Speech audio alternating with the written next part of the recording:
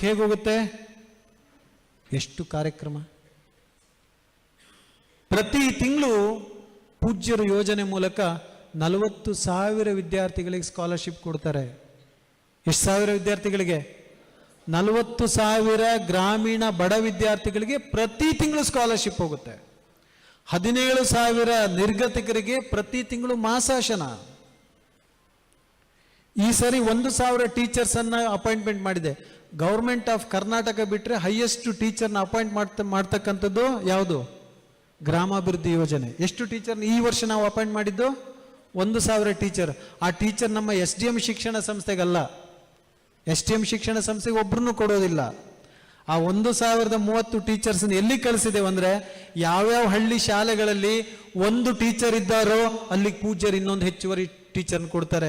ಯಾಕಂದ್ರೆ ಹಳ್ಳಿಯ ಗೌರ್ಮೆಂಟ್ ಶಾಲೆಯಲ್ಲಿ ಟೀಚರ್ಸ್ ಕೊಟ್ರೆ ಬಡವರ ಮಕ್ಕಳಿಗೆ